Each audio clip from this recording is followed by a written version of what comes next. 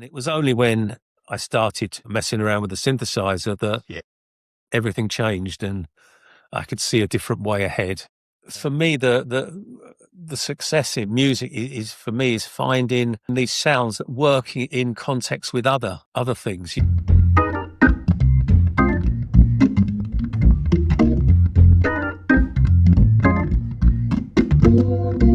Hello and welcome to the Keyboard Chronicles, a podcast for keyboard players. I'm your host, David Holloway, and I'm pumped as always to be here with you. I'm really thrilled to bring you our chat with Mr. Richard Barbieri. What a thrill it was talking with Richard, and we covered quite a bit of ground. Cover Richard's recent album, Hauntings, which I highly recommend checking out, and do check our show notes. His broader solo career and obviously his time with Japan, Porcupine Tree, the other collaborative projects and so on. So much to like and enjoy in this one. So I'll let you go and do exactly that and enjoy it, and I'll talk to you at the end of the show. Richard, it's an absolute honour and pleasure to have you on the show, sir. I can't thank you enough for taking the time, and really excited to speak with you. Thanks very much, and thanks for your continued efforts to get me on here. No problems. No, pleasure's all ours. So I thought we'd start off, Richard, just talking about your recent time. So the last 12 to 18 months, I mean, you've had a new album come out in the last couple of months. Just tell us about what you've been up to most recently. Well, I did make the album finally. Prior to that, there'd been a couple of years of just no inspiration, really. This happens to me every so often, trying a lot of different things, but nothing really working.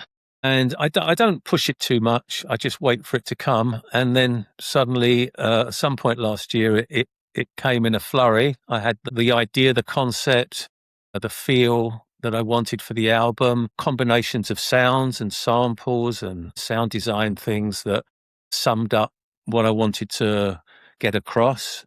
And it all became very quick and very easy. Probably made the album in probably less than a couple of months. Wow. And that's the way it works. And for you, I mean, you mentioned that inspiration hadn't flowed there for a period. Do you remember what the catalyst was that started things flowing again for you? It was just a gradual build up to, okay, I'm going to do this. It's kind of, I was having a lot of kind of nostalgic memories, but also interspersed with very real dreams, recurring dreams. So there was a lot of stuff going around in my mind. And obviously, as you get older in life, you tend to sort of look back a bit more and take stock of things. And these kind of very specific memories came to me, and also some kind of memories that aren't really things that I felt nostalgia for that hadn't actually happened, and which I think we all do to a certain degree. And I just started messing around with some kind of sounds and trying to recreate some of these feelings. And it all started with the chimes of Big Ben, which takes me back to this Victorian era in London, round about late 1800s. That's very vivid for me. And I found a sample of the very first chimes of Big Ben in 1890 that were recorded on wax cylinder, I think. And I started to build up this sound design piece, nothing really musical, just building up this atmosphere of how I felt it looked and felt back in that time. And it all just seemed to work and seemed to be very vivid. And that was a catalyst, really, for moving forward with the album. Great. And so I'm really keen to talk about the overall sort of framing of the album, because, I mean, the title Hauntings and the cover sort of alludes to, I believe anyway, a bit of that Victorian era. So tell us about how you ended up framing the songs within the album. Well, as I say, it's in part kind of a nostalgia for things that probably didn't happen, but recur in my dreams and feel very much a part of my existence. But that's also interspersed with a look into the future as well, and things like AI. What really is reality? Because we're very near to getting into creating our own worlds, really. Mm-hmm. We can kind of check out for a day and just go within a virtual world, which seems very real to us. You know, that's another reality. And there's a track called A New Simulation, yes, which ends the album on quite an optimistic note, but still my kind of feeling that that we are in some kind of simulation of sorts. And I'm really keen to talk about a couple of the songs. So 3 songs that, had a big impact on me. I mean, the whole album is excellent, but, and I apologize for the pronunciation, but I'm assuming it's Anamoya? That's perfect pronunciation, yeah. Interested in that song and what the catalyst was for that one. Yeah, well, that was there's a book called the Dictionary of Obscure Sorrows, and it was made with the purpose of giving some kind of meaning to things that didn't exist, that words that didn't sum up what we felt about things, words that hadn't been invented. And Anamoya is actually a new word that means a nostalgia for a time or place or event that didn't happen. And it's quite an amazing book. And that kind of was a catalyst for that. Musically, it was just meant to portray this kind of uplifting, kind of 70s summery kind of vibe. There's a lot of kind of children's voices and laughing, and I had this really good Swedish drummer kind of make a performance of what I had as a drum and bass pattern. And I just thought it would be so much more interesting if somebody played this. And that gave it this really nice momentum. It's a beautiful song. Yeah, love it. And probably, and a very different song to that is 1890 was another one that stood out for me. Yeah, well, that's what we were talking about just a minute ago, a kind of sound design piece that recreates this scene in my recurring dream where I go back to this kind of place, and it's all around Westminster, the Thames, Big Ben, Houses of Parliament. It all seems set around there, and it's very dark, but it's not scary. It's kind of comforting in a weird way. And I just try to recreate that with a lot of sound design, with old radio broadcasts, voices. There's a storm in there that I'd recorded in a completely different place in the south of France in a different time, but I used that storm to give that kind of almost sense of atmosphere and darkness that I wanted to get across. And I wasn't really caring about any kind of musical approach. It just became this kind of sound design piece with little musical boxes and chimes and things. Yeah, no, I love it.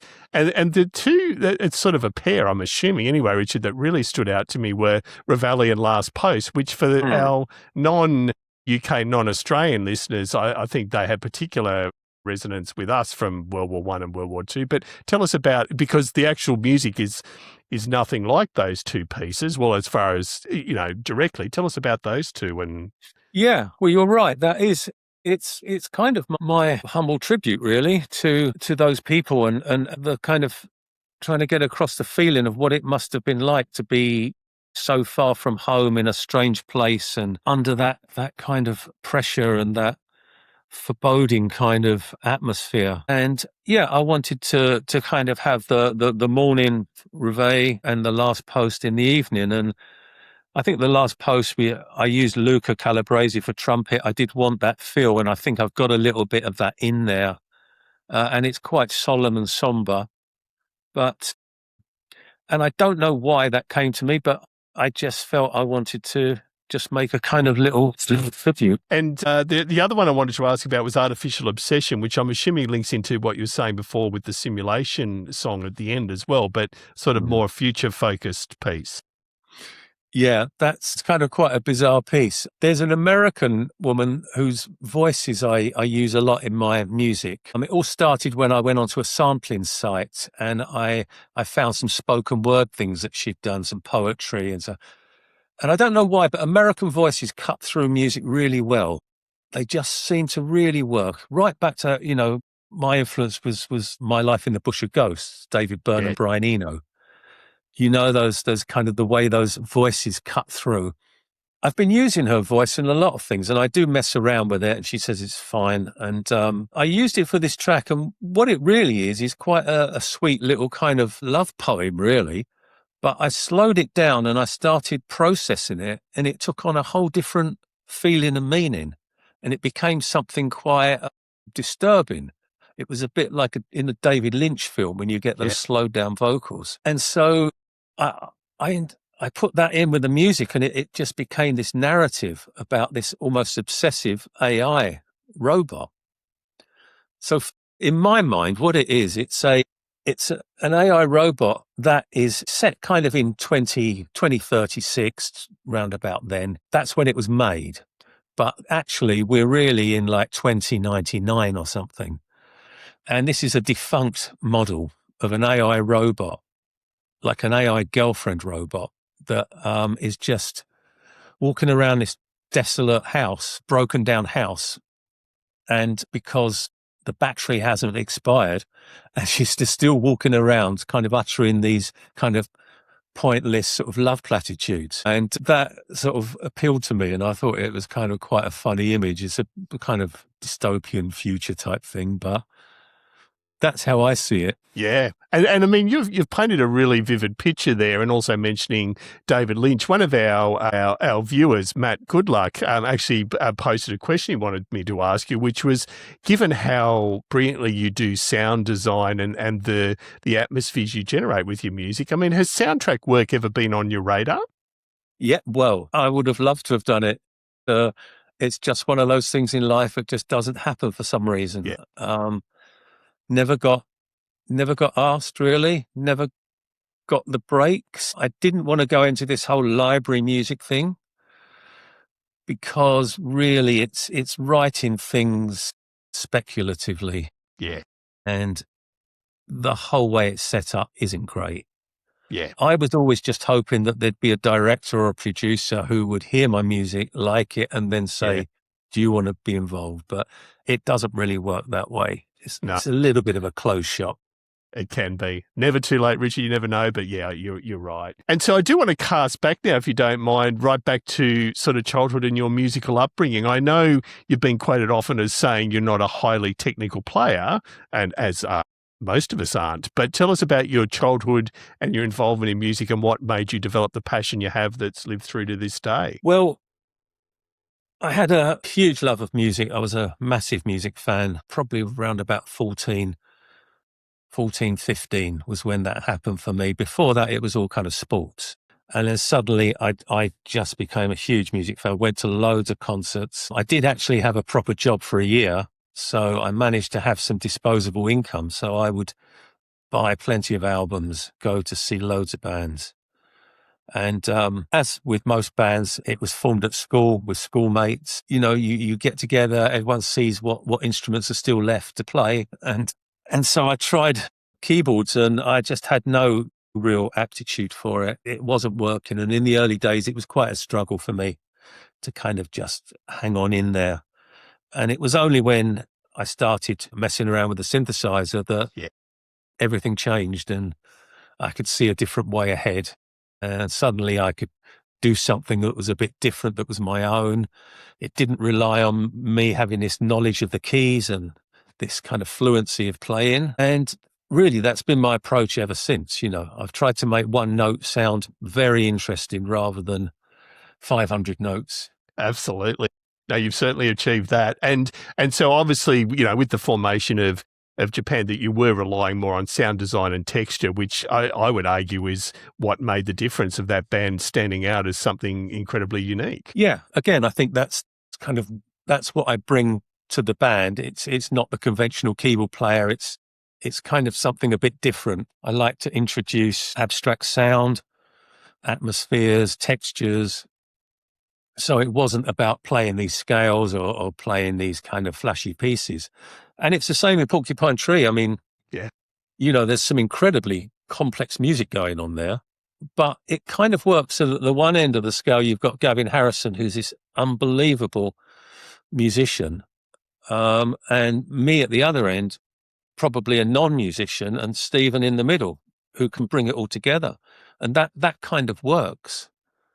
You know, if I was this very proficient kind of keyboard player virtuoso, then it would be very different music. Absolutely. No, I think that's extremely well put.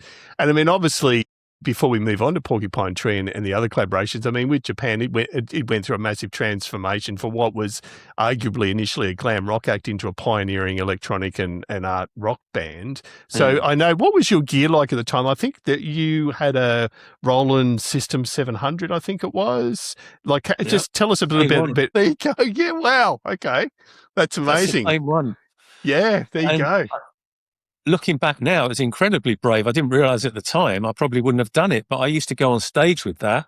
Yeah. On our first, on our very early tours, I used to go on stage with that. A Micro Moog, which is somewhere behind me. Yeah. And Wurlitzer electric piano and Selena string synth. Wow. And that was Roland Space Echo. That was like the perfect setup, really. Prior to that, obviously, there were these kind of cheap jumbo gem organs and Krumar electric pianos and kind of, very limited little keyboards to try things on. But no, it changed when I bought the Micro Moog. That really, because it's very programmable and it's very flexible. And I could get my way around that quite quickly and create lots of different tones and textures. And once I did that, I had a voice within the band. Yeah. It was fine. And I mean, there was some great, I would sort of percussive synthesizer programming. And so, there was a learning curve for you learning the synthesizers. And, I certainly don't buy the argument you're a non-musician by any way. This is absolutely musicianship here, programming that. So what was the sort of interplay between you and Steve Jansen as far as just that great percussive synth work versus his drums? Was there an active or a conscious, probably is the better word, a conscious interplay there, or just things were worked up? I think by the time we were working on Tin Drum, we'd found this quite original way of working, really. It wasn't an 80s thing. There were no reverbs. It was very dry. And we were quite into kind of world music as well as avant-garde music. And we were kind of programming up these kind of ethnic sounds, these ethnic drums and stringed instruments and flutes and things. And we almost worked in a jigsaw fashion in that each person had their own bit of space within the track. We wouldn't always be playing over each other. It would kind of be like filling in the spaces, but still keeping an overall amount of space and keep a minimalism about it. And a lot of the percussion stuff was, I love programming drums on synths. So I had a lot of these quite heavy tom sounds, kind of muted bass drum sounds. And obviously we didn't use sequencers as well, which was very un-80s. And so obviously we'd get Steve Jansen to play it because of his timing. He's got pretty immaculate timing, so much easier for him to play and also find more interesting rhythms within it. But that allowed me to program as we were going along, and that was a really good way of working. And I'm fascinated because you mentioned those sequences we used, which you're quite right, was unusual in the 80s. What were the logistics of playing live and making it work, given there were so many different interesting bits of programming and synth work in there? You were just madly busy triggering and playing, or how did you make it work logistically? Yeah, I mean, our whole attitude always was, even from before then, to backing tracks, was we'd try and play as much as we can. I mean, I would do the whole spinning plates thing. I would really push myself to play as much as I could, but there were things that weren't worth playing. Like if there was a sequence. So on the 2 albums before, we did use sequencers. Now, what's the point of bringing a sequencer onto stage, having it midied up? Not that you could have CV gate in those days. Yeah. Have that all rigged up so that you could merely press play and then have to get that click to the drum. Why go for all that? So we would put things like heavily sequenced things on backing track. Yeah. As we would with any kind of orchestral textures or whatever, it's just made sense. Yeah, no, absolutely does. And obviously when sort of Japan sort of merged into other things and you played a key role sort of in the Rain Tree Crow and the Dolphin Brothers projects, what were the new challenges for you as a keyboardist in moving into those sort of projects? Well, that suddenly, I mean, at that time, you've got to remember there was I had no kind of emotional attachment to these instruments. I do now, obviously, but at the time they were merely tools that you were using in order to to get the results you wanted. So I very much went with technology.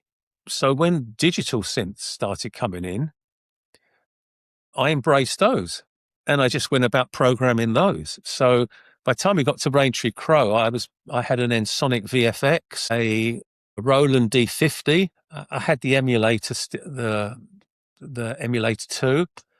And then I still had the Prophet, of course, and the System 700. But so it became more a combination. But I equally enjoyed programming digital synths. Which is, that's a skill on its own, Richard, because as you know, some people despise it, other people love it. So that's impressive on its own. Yeah. I have to say the DX7 was too much of a step for me. I didn't go there. Yeah, could be. Yeah, because the D50 was relatively good to program, wasn't it? Oh, it's lovely. Yeah. It's a fantastic keyboard. I mean, it is. Held up. Yeah. It's held up really well to this day, I'd argue. And so, I mean, those projects, again, from I apologise for my ignorance here, did either Raintree Crow or Dolphin Brothers do live work from those albums? No. I'm not sure whether we had that planned or not, but no, as you know, it probably all kind of broke down after that. Yeah. But it was a very enjoyable process recording the Raintree Crow album. And I think it was great that we managed with the same band personnel to take it all into another area. You know, it became a lot more earthy and organic sounding. And pretty proud of that album. Yeah, absolutely. And so, I mean, that then sort of veered into the JBK sort of era. So you formed JBK with obviously Steve Jansen and Mick Kahn and launched your own independent label as well, which is another whole thing. So did sort of having that complete artistic control and, you know, no interference from the label, did that change how you approached what you were making as far as music? Well, it allowed us to do more things. It allowed us to make more music, which you're not allowed to do that when you're with a record label. They have their schedules and they have their expectations of when they want product, and it's all works along those lines. So this allowed us to work when we wanted. It also allowed us to do whatever we wanted. There was no kind of pressure. There was no time frame by which we had to finish an album. There was no promotional thing we had to do. And we had a pretty good fan base. So we started this whole thing of having a mail order where we could reach our own fans. And so that kind of sustained us. It kind of works as a little kind of business and artistic thing. And, we got to invite other musicians and work with them. And I think it was a good thing to do at that time. Yeah, no, absolutely. And I mean, because JBK, you were usually, what was the collaborative approach between the three of you? Were you all bringing bits and pieces to sort of work up together, or you'd have fairly well-formed things, or you would literally work it up together when you were only together, if you know what I mean, sorry? We could work it together in being in the same room and come up with something. I mean, especially between Mick Kahn and Steve Jansen, they had an amazing musical rapport, and would come up with these really interesting angular rhythms. And Mick, as you know, again, he was coming from another planet as regards his ideas and his approach. So, yeah, it was great. But, I'd go off and write stuff on my own and bring it to them, and they'd do the same. So it was very flexible. And I'm really also interested. I mean, these are we're sort of powering through some years here. But what was sort of the juncture between that collaboration and the move into Porcupine Tree? I know there was sort of Stephen Wilson's previous band. Yeah, it happened at exactly the same time, to be honest. I'd started working with Stephen Wilson and Tim Burness on one of their projects called No Man. And so I got to know them through that initially. And then Stephen told me about this side project he had. He'd already made an album and was starting the second one and wanted me to bring some electronics to it. And would I be interested? And we had a, similar sort of taste in music. And they sort of got me inspired again about listening to new things. And, I'd become a little bit jaded with listening to music. But their enthusiasm rubbed off on me a bit. and just started working with Stephen with Porcupine Tree. And so they kind of went in tandem. And I mean, you've already mentioned that sort of in Porcupine Tree, you had the more virtuosic playing and then your role in sort of creating the atmosphere and the sound design there. So what was the actual discussions or collaboration that occurred that ended up making that work so well? Well, I mean, to start with, Porcupine Tree was very much Stephen's project, and he did more or less everything, and we were just playing on the music. And then we started thinking about, what about playing live? And we did that, and there was kind of a good vibe about it, and it actually seemed to work. And it took a long while, but as things went along, gradually you could get one of your tracks on the album or a collaboration track or so. So it was a very gradual thing. I mean, Porcupine Tree today is just an equal thing completely, and we write everything together.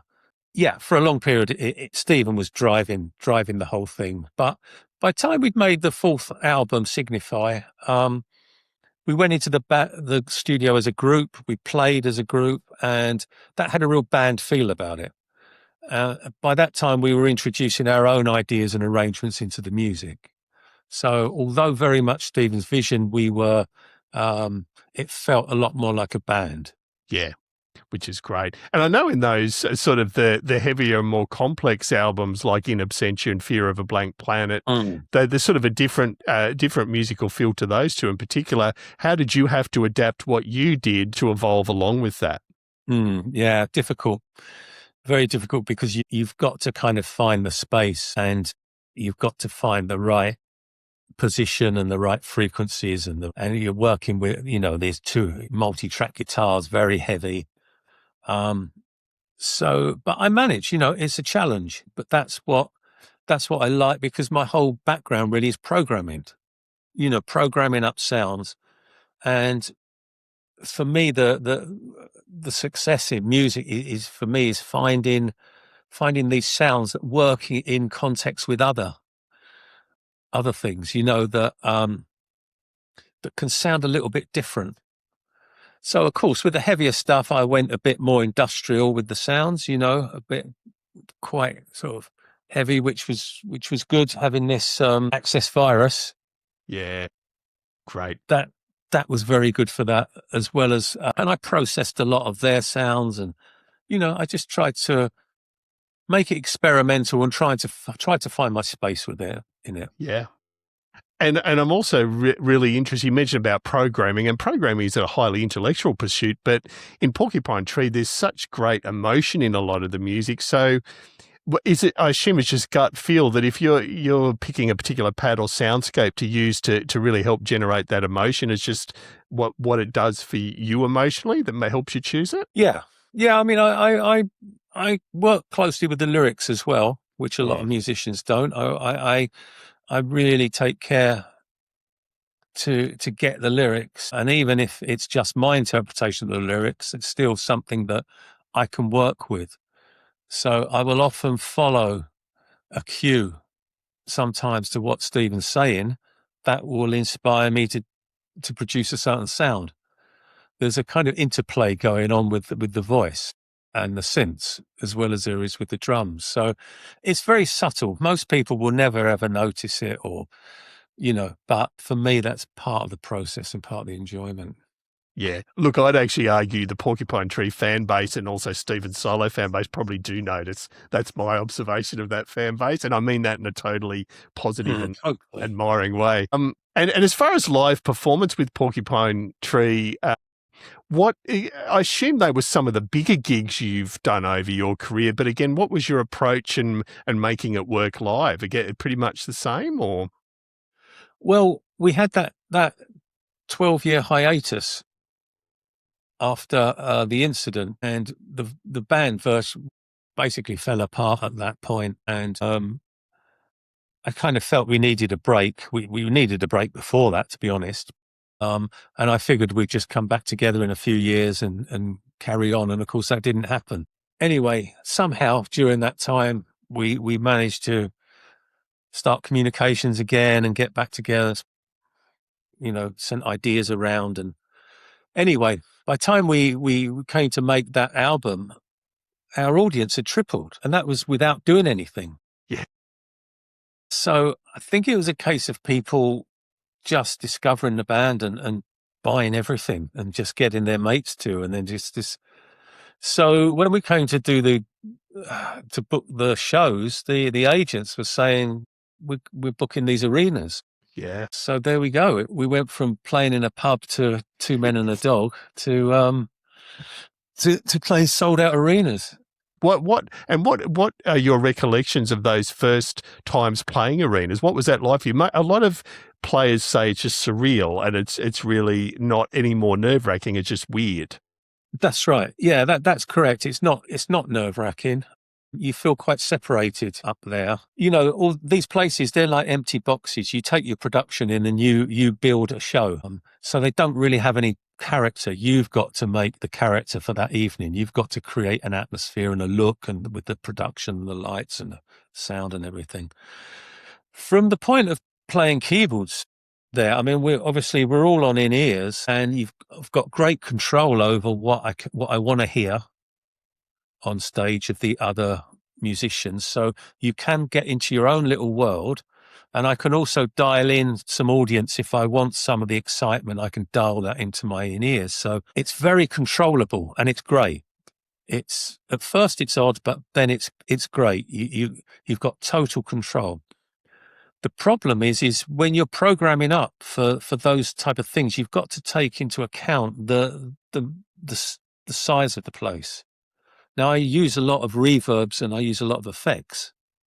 So my preference is to play a very, very dry symphonic sort of hall, like just wooden panels everywhere, then I can create the type of space I want.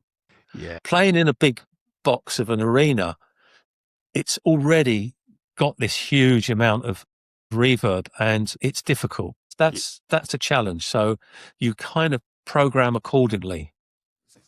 That's a great point that I hadn't thought of. And also you mentioned in-ears. As you know, a lot of us moving from stage monitors to in-ears can be a challenge. So it sounds like you took to it well.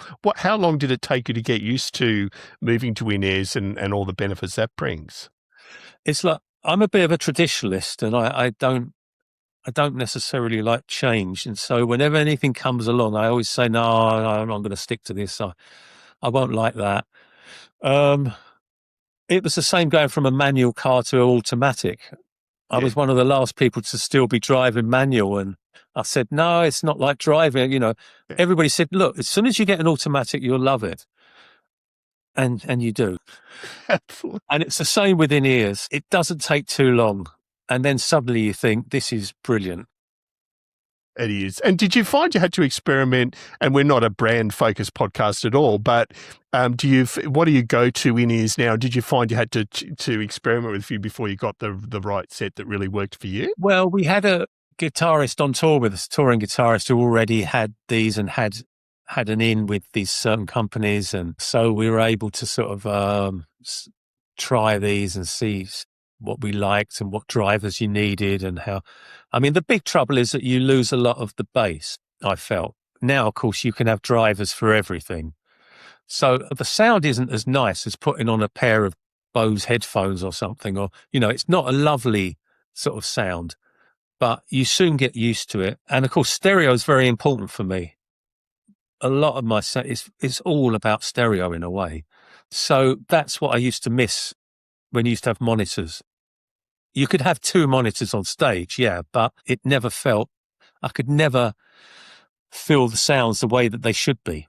Whereas in-ears, it's brilliant. I can hear delays firing off there and different timing going on here, and it's perfect. So it's now an enjoyable thing, and you can have your own click track, you can have your own cues, you can talk to yourself during the show, so you can, now with my mind going a bit loopy, you can say, right, chorus coming up, cue it in. Gavin has that. Gavin is talking to himself through most of the gig. And you've raised a really good point there that I hadn't thought of asking. In the live environment, given, you are using a number of keyboards, there's a lot of complexity in the soundscapes you're generating. How many prompts? Like, I know I'm just a weekend warrior, Richard, but I have main stage and I do have prompts for chords and stuff. Like, do you have some prompts there for when you do suddenly, forget what you're doing? Well, if I play live again, I'm going to have a lot more prompts. Yeah. That's what I've decided. And I kind of wish I had that on the last Porcupine Tree tour. I mean, it was fine, but things sometimes got on top of me a bit too quickly. And I know that my concentration levels aren't as strong as they used to be. And so suddenly it'd be like, oh, the chorus is here. Yeah. What am I doing? So sometimes it just felt a little bit on the edge, on the edge. So I thought, no, I'm going to need to put in a few more prompts here. Yeah, no, very sensible. And that's probably a good segue. I was going to ask this later, Richard, but was there a memorable train wreck, whether it was with Porcupine Tree or any Japan, any of your things where something had gone spectacularly wrong on stage that you can laugh about now? Well, we have it. I was going to write a book at one point called Gig Dreams, and it was going to be all the nightmares I've had in my dreams about what goes on stage. And I mean, it's terrible. You wake up in a cold sweat. And it can vary from your keyboard setup being set up all over the stage where you have to walk across the stage to go and play a part and then come back. Or sometimes there's like a chest of drawers and you have to pull out the drawers and to get to the keyboards in each. So it gets very surreal. The worst thing that happened, and it wasn't funny at all, it was horrible, was the first time we played in Japan. And it was an arena. It was the Budokan, which is like a 14,000 arena in Tokyo. And I was using this, and we'd had all the stuff shipped over. So soundcheck was the first time I got to see the gear. And for keyboard players, you want to be there really early and check everything. And it would not go in tune. Could not get it in tune, and I now know what it is. I mean, we had people from Roland come down and say what was happening. It would just not tune. And of course, I know now that they weren't giving me enough power, enough voltage, because obviously all our stuff was UK. Although it wasn't causing any problems to the synths because there's not enough to cause the problem, but it just wasn't upping the voltage enough to give it a stable. And I didn't know that at the time. So that was a bit of a nightmare gig for me. Absolutely. That's one of the better ones I've heard. No, thank you. Yeah, that is. And look, I think you should write Gig Dreams because I've never personally experienced the chest of drawers keyboard one. That's amazing. I just love that. So I think you need to write that. Yeah, there's like, dressing with the little doors, the drinks cabinet, where you open the drinks cabinet and then the Moog is inside the drinks cabinet and you have to. Oh, I love it. It's just amazing. Yeah, that's made my day. No, please do write that, Richard, if you get a chance. And obviously another key part, both in your live performance and recording across your career, is you use a lot of post-synthesizer effects. So I know you've used flanges and digital delays and so on. What sort of nowadays do you still tend to see as your go-to things in that area? Well, got quite a few kind of effects and stuff. I'm using the Blue Sky reverb. Oh yeah. Strymon. And I'm using the TC Electronics, the little delay, the little blue delay. They're fantastic. Yeah. I mean, I've got things, like so I've got the microcosm. Oh yeah, beautiful.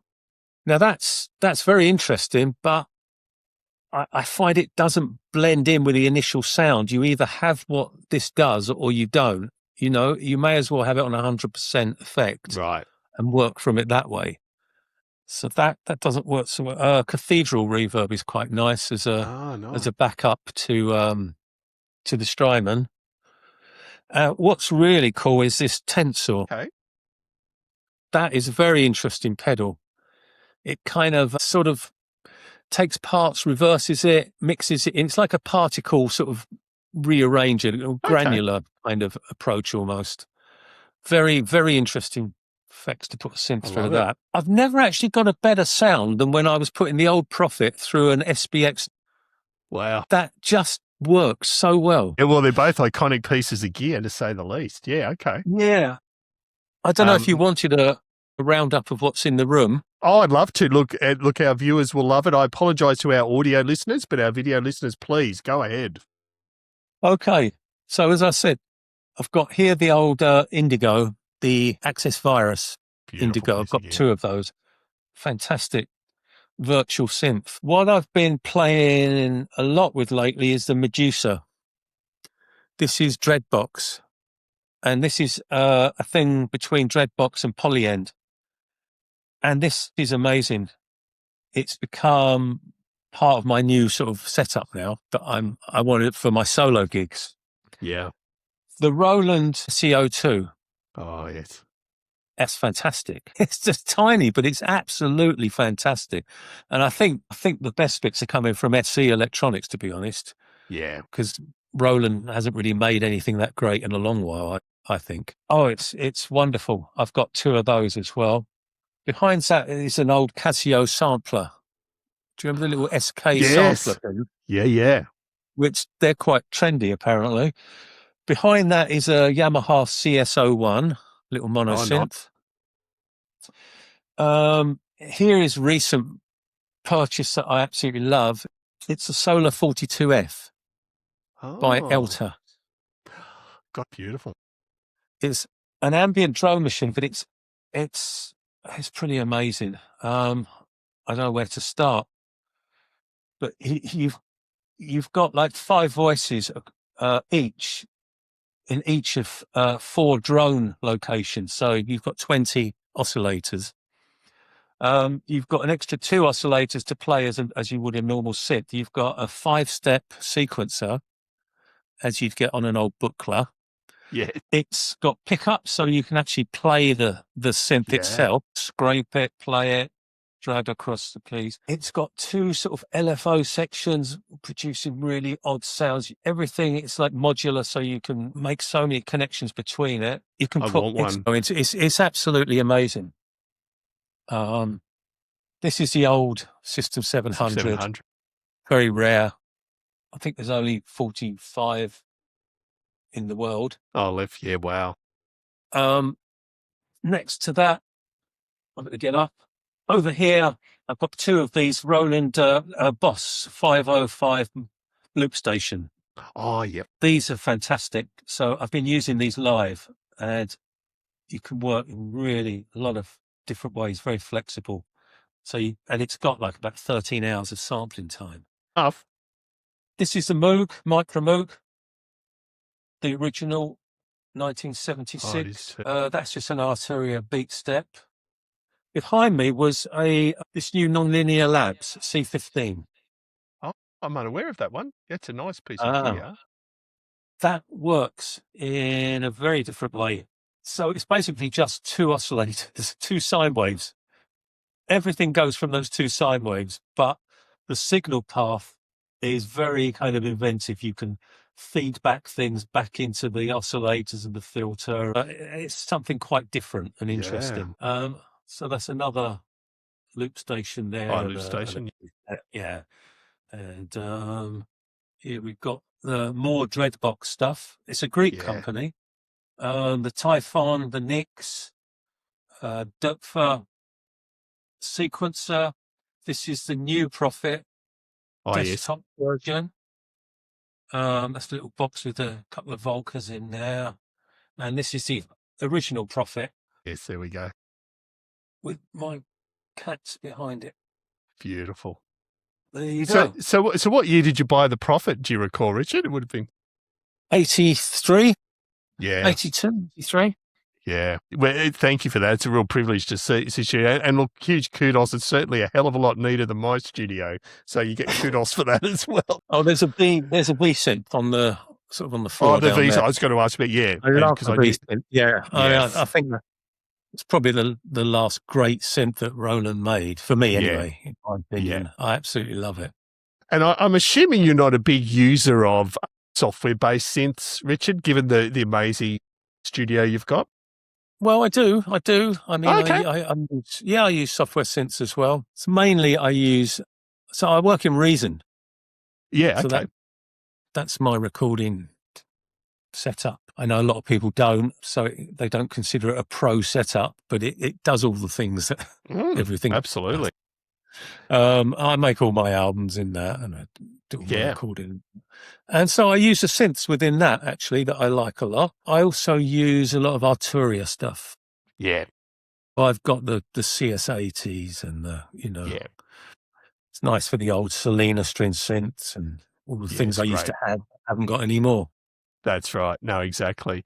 And so you mentioned about when you do solo gigs. So, I mean, what are you tending to take out? Because, I mean, by the definition, you're going out on your own. I assume you're going relatively locally some of the time. What do you actually take along? And that's another whole challenge on its own.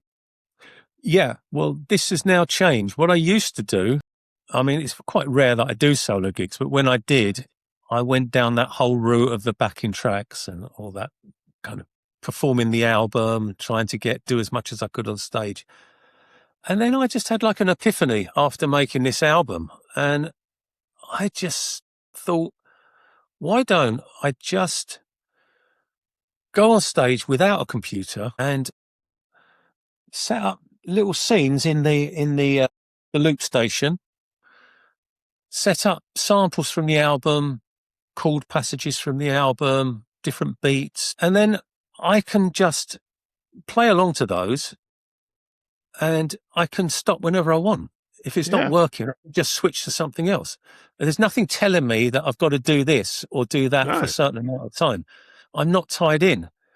And I did a few little shows recently and I enjoyed it so much. And it was introducing aspects of the album, but not full performances where you have to have everything exactly as it was. And then sometimes I just go off into an improv type thing and just let that go for a while. And it's so liberating. So what I was using was a lot of this, obviously, this drone synth with the SEO, the loop stations. And in future, I'll be using the Medusa, but I was using the Nix as well and just created these kind of vibes. And I really enjoyed it. Yeah. We need to get you down to Australia, Richard. And I didn't ask that before. Did you tour Australia with Japan or any other collaboration? No, well, we did with Porcupine Tree, I think, a couple of times. But I did with a band called The Bays, which was an electronic improvisational band. And we played in Darling Harbour in Sydney. Oh, nice. Yeah. And we did a live improvised performance to the film Run Lola Run. And we did it on a barge that was floating in the harbour and the audience was on the shore. And that was a real experience. Yes, absolutely. I'd love to come back and do some little solo shows. Yes, absolutely. We'd love to have you. And you've mentioned about the Bays and you've just other collaborations. Just briefly, we're sort of on our last handful of questions, but you obviously did some work, I believe, with Ryuichi Sakamoto. Can you tell us about that? Yeah, I didn't do it. No, it's mainly David Sylvian who worked with him very closely, but Ryuichi did play on the fourth Japan album. Okay. He brought a track to it that we worked on and yeah, I mean, it was more a sociable thing than actually interacting with him. I think David had the big sort of did a lot of work with him and all him, but he was a big influence on me. Yes. You know, I watched when he was making this album called B2 Unit, and he was doing it in the next studio to me, to us, and we used to go in there and watch his studio sessions, and he did the whole thing on the Prophet. It was amazing. Wow. Bass drums, snares, hats. And he'd be smoking a cigarette and just playing these parts and just pretty impressive stuff. I did an album I was very proud of with Steve Hogarth from Marillion. Yes. We made an album. He's coming to Australia to do some solo shows. And what sort of did that scratch a different itch for you as far as creatively working with Steve? Because that is, that's a different sort of... Yeah, I think we were kind of drawn to each other and we liked what each other did and we knew at some point we'd want to make an album and it was just a case of finding the time with Marillion and Porcupine Tree being quite busy at that time. But it was great because he kind of found a different way of working with it. So it was almost a lot of it was spoken word. It was more a kind of almost like a poetry thing and it gave me the space as well to really bring the keyboards to the fore. Yeah. It's like a painting. It's like when you're in a band, you walk into the room and the canvas is already covered with loads of stuff. and you've got to find how you can integrate into that. When you make a solo album or you make your own album with somebody, it's a blank canvas, and you can start painting, and you can affect the direction and the passage of the music, and it's a different thing. It certainly is.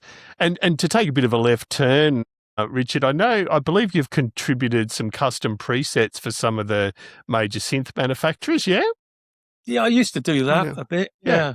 And so, I mean, how does that make you feel, knowing that there are sort of upcoming generations of musicians that are literally creating work on sounds you've created? Well, that would be nice to think if that was the case. But what I kind of found was it's very hard to use my sounds because they're used in a certain way. Yeah.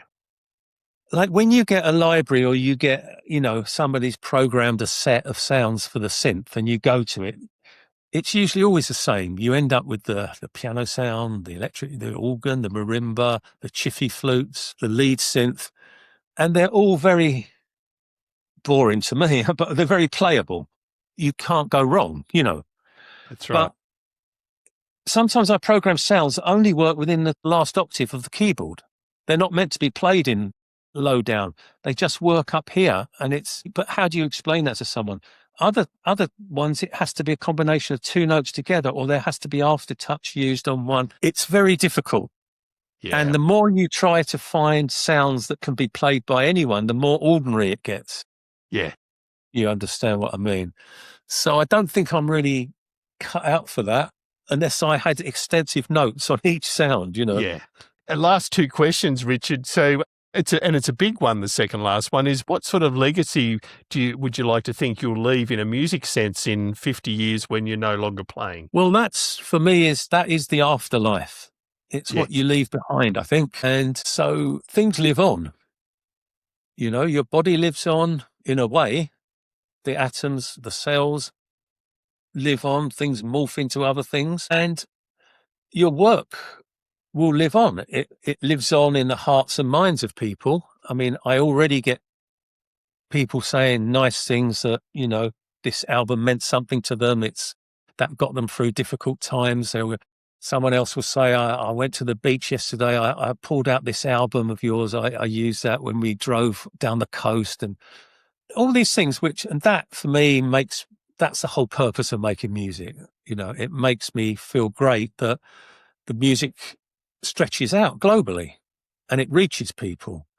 And so once you're gone, it will still reach people for an amount of time. Yeah. And possibly their children might happen upon it or like it, or, and so it has a life beyond. So I try to make as much work as I can. And that's what I'm doing. I try just to leave as much behind as I possibly can that can affect people in a good way. Yeah, absolutely. No, extremely well put. Let's talk about Desert Island. So our last question we always ask our guests is 5 Desert Island discs. So if you had to name 5 albums, what would they be? Yeah, well, I mean, that's so difficult because there's so many, and you look at albums that you're leaving out. In the end, I thought there'd have to be albums that I keep going back to. I mean, there are unbelievable, Dark Side of the Moon, an absolute classic album. Can't be faulted, but I know it inside out, and sort of, it's got to be albums that I always find something new within it, or that would be kind of a bit vibey or uplifting, and which you'd need on a desert island. Again, Spirit of Eden, Talk is one of my favorite albums of all time. But again, it's really down. It's really introspective. So I've decided to make it a bit more quirky and vibey. Great. Well, one of my favorite albums is Rock Bottom by Robert Wyatt, 74. Very strange album. I hear different things each time. It just takes you on a journey. I get lost in it, and I've never tired of it. It's a real original. Absolutely love that album. Brilliant. For pure energy and inventiveness, I would have Close to the Edge. Yes. Yeah. But I can't leave prog out of it. Prog is still a big part of my musical kind of background. I would have that. I'd have Moonshaped Pool, Radiohead. Beautiful. Beautiful album. My favorite album of it, and their last album, which says a lot. And there's so many songs in the key of life. Stevie Wonder. Yep, beautiful. Amazing synths on that album. Yeah, Amazing programming, and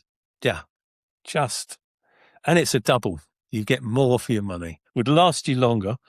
I mean, I've got Another Green World, Eno, I've got Mezzanine, Massive Attack, I've got Introducing, DJ Shadow, For Your Pleasure, Roxy Music, Hissing of Summer Lawns, Joni Mitchell, choose one. I'm going to keep in the up vibe. I'm going to go Introducing, DJ Shadow, because I love sampling as well. No, incredible picks. Thank you, Richard. And I mean, in your answer to the legacy question, you talked about hearts and minds. Coming from 16,000 kilometers away, I can definitely say you've influenced a lot of hearts and minds, and I feel like you've got a lot of influencing still to come. That was the question that's now reoccurred to me. Is obviously, given how much you're creating, I assume that the next album is probably still fermenting in your brain there somewhere. Yeah, I turn off a bit after I've finished with an album and finished the promotion of it and the gigs and the interviews, and then I kind of have a bit of a quiet period. Porcupine Tree have been having writing sessions, so we're kind of been collaborating on that every so often. Right. So that's kind of ongoing. So we do hope to make another album.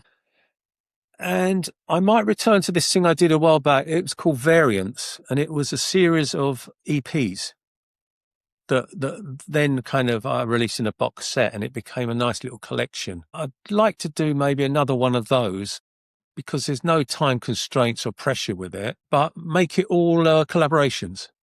Yeah. Or maybe have across the whole collection 25 tracks or so, but they'll be with 25 different artists.